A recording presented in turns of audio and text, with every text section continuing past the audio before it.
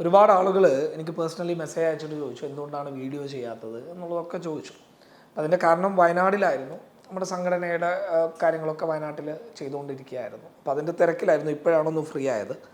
അപ്പോൾ ഞാൻ കഴിഞ്ഞ ദിവസം കണ്ടൊരു വീഡിയോ ആണ്. ഒരുപാട് വീഡിയോകൾ ഈ ഉരുൾപൊട്ടലുമായി ബന്ധപ്പെട്ടിട്ട് വന്നിട്ടുണ്ട്.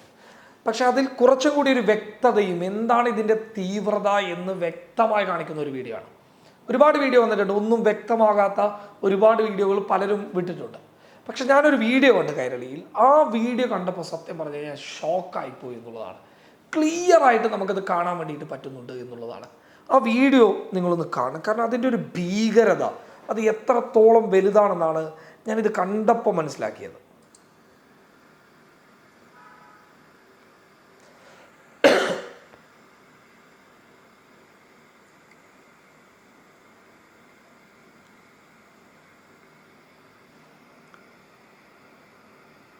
ഞാൻ ഇവിടെ ഒന്ന് പോസ് ചെയ്യാണ്.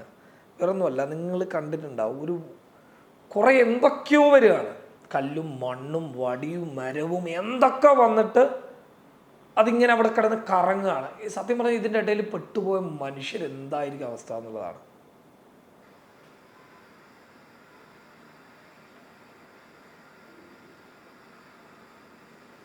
ഓക്കെ, നിങ്ങൾ ആ വീഡിയോ നോക്കുമ്പോൾ തന്നെ മനസ്സിലാവും. ഇത് രണ്ടാമത്തെ ഒരു വീഡിയോ ഉണ്ടോ, രണ്ടാമത്തെ വേറൊരു സൈഡിൽ നിന്നുള്ള.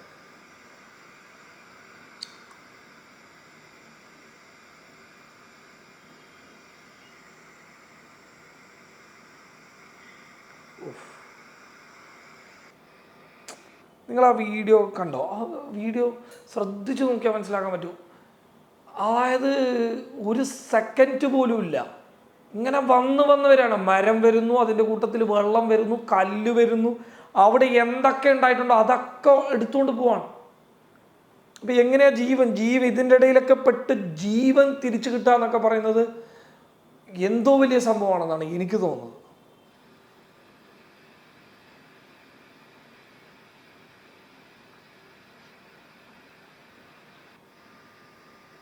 ഈ വിഷ്വല് ശ്രദ്ധിച്ച് കാണണം കേട്ടോ. ഇതൊരു വീടാണെന്നാണ് എനിക്ക് തോന്നുന്നത്.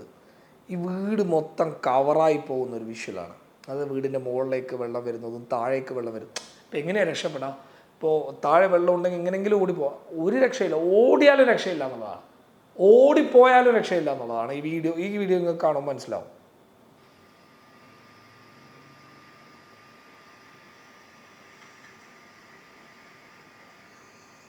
പോയി ആ വീടേ പോയി. ആ വീടില്ല, ഞാൻ പോസ് ചെയ്തിരിക്കുകയാണ്. ആ വീഡിയോ പോയി, ആ വീടേ പോയി. ആ വീടില്ല, ആ ചിത്രത്തിലെ വീടില്ല. കാരണം അത്രയും പ്രഹരശേഷിയുള്ള സാധനമാണ്. ഇനി എവിടെയും സംഭവിക്കാതിരിക്കട്ടെ എന്നുള്ളതാണ്. കാരണം വല്ലാത്തൊരവസ്ഥയാണ്. അവിടെ കാഴ്ചകൾ കണ്ടപ്പോൾ, അവിടുത്തെ മനുഷ്യരുടെ വേദനകൾ കേട്ടപ്പോൾ വല്ലാത്തൊരവസ്ഥയിലായിരുന്നു.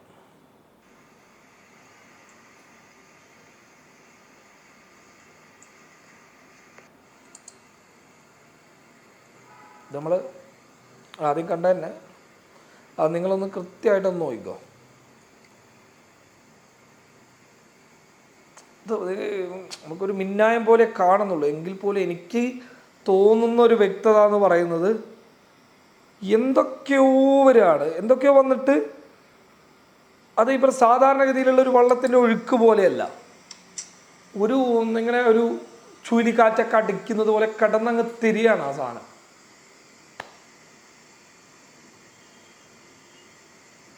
കേട്ടറിഞ്ഞതിനേക്കാൾ ഭീകരമാണ്.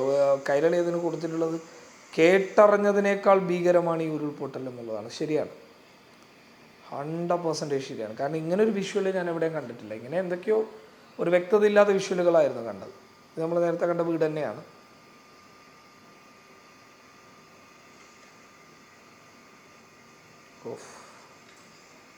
എങ്ങനെയാ രക്ഷപ്പെടാം അല്ലേ? എത്ര മനുഷ്യരല്ലേ? ഇത്രയേ ഉള്ളൂ. മനുഷ്യന്മാരുടെയൊക്കെ അവസ്ഥ ഇത്രയേ ഉള്ളൂ എന്നുള്ളതാണ് നമ്മൾ മനസ്സിലാക്കേണ്ടത്. ഇത്രയേ ഉള്ളൂ, എല്ലാവരും ഇത്രയേ ഉള്ളൂ.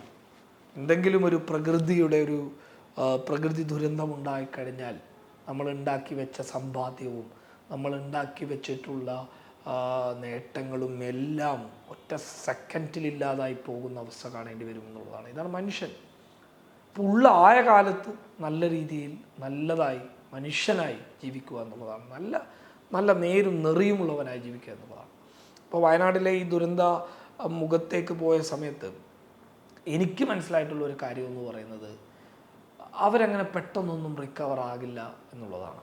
കാരണം പറ്റില്ല എന്നുള്ളതാണ്. കാരണം ഓരോ ആളുകൾക്ക് ഇപ്പോൾ ഒരു വീട്ടിലെ ഒരാളോ അങ്ങനെയൊന്നല്ല നഷ്ടപ്പെട്ടിട്ടുള്ളത്, ഒരു കുടുംബം തന്നെ പോയ മനുഷ്യന്മാരുണ്ട്. അവരെങ്ങനെയാണ് റിക്കവർ ആവുക? അസാധ്യമാണെന്നുള്ളതാണ്, അസാധ്യമാണ്. അപ്പോൾ അവരെ പരമാവധി സന്തോഷിപ്പിക്കാനും അവരോടൊപ്പം കൂടിയിട്ട് അവർക്ക് കൗൺസിലിങ്ങൊക്കെ കൊടുത്തിട്ട് കുറേ സംവിധാനങ്ങൾ ശ്രമിക്കുന്നുണ്ട്. നൗഫലിൻ്റെ സ്റ്റോറി തന്നെ നമ്മൾ കണ്ടല്ലേ, മക്കളുടെ കാര്യങ്ങളെ കുറിച്ചിട്ട് നൗഫൽ പറയുന്ന ഭീകരമായിട്ടുള്ള ഒരു വീഡിയോ നമ്മൾ കണ്ടല്ലേ. ഉപ്പയും മക്കളും തമ്മിലുള്ള ആ കൂട്ടുകെട്ടിൻ്റെ നൊമ്പരപ്പെടുത്തുന്ന ഒരു വീഡിയോ നമ്മൾ കണ്ടതല്ലേ. നമ്മളൊക്കെ അത് കണ്ടിട്ട് നമ്മുടെയൊക്കെ കണ്ണിൽ നിന്ന് കണ്ണുനീര് വന്നതല്ലേ. അത്രയും ഭീകരമായ ഒരവസ്ഥയാണ് അവിടെ ഉണ്ടായിട്ടുള്ളത്. ആ മനുഷ്യരെ കൃത്യമായി സംരക്ഷിക്കുക എന്നുള്ളതാണ് ആവേണ്ടതായി. സംഭവിക്കാനുള്ളത് സംഭവിച്ചു. അവർ ചിലപ്പോൾ ആ വേദനയിൽ നിന്ന് അങ്ങനെ പെടുന്നതിനെ ഒന്നും മുക്തി നേടില്ല. പക്ഷെ എങ്കിലും അവർക്ക് കൃത്യമായിട്ടുള്ള സഹായങ്ങൾ എത്തിച്ചു കൊടുക്കുക. കൃത്യമായ സഹായങ്ങൾ എങ്ങനെയാണ്? ഘട്ടം ഘട്ടമായിട്ട് അവരെ ഇരകളാക്കി മാറ്റുക എന്നുള്ളതിനപ്പുറത്ത് അവർക്ക് വ്യക്തമായ ഒരു സഹായം. എങ്ങനെ? ഒരു വീട് വെക്കാനുള്ള 25 ലക്ഷം രൂപയോ അല്ലെങ്കിൽ ഒരു വീട് വെക്കാനുള്ള ഒരു 30 ലക്ഷം രൂപയോ ഓരോ ആൾക്കാർക്ക് വെച്ചിട്ട് അവരുടെ കയ്യിൽ കൊടുത്തേക്കൂ. അവർ ആ പൈസയുമായിട്ട് അവർക്ക് എവിടെയാണോ പറ്റുന്നത് അവിടെ പോയി അവർ വീട് വെച്ചോട്ടെ, അവർ സമാധാനമായിട്ട് ജീവിച്ചോട്ടെ. ഇത് ഒരു 10-12 ലക്ഷം രൂപയോ അവർക്ക് അനുവദിച്ചു കഴിഞ്ഞാൽ ഒന്നും സംഭവിക്കാനില്ല വീണ്ടും. കാരണം അവരൊക്കെ ഉണ്ടായ ആളുകളാണ്, എല്ലാവരും ഇല്ലാത്ത ആൾക്കാരൊന്നുമല്ല, എല്ലാവരും ഉണ്ടായ ആൾക്കാരാണ്.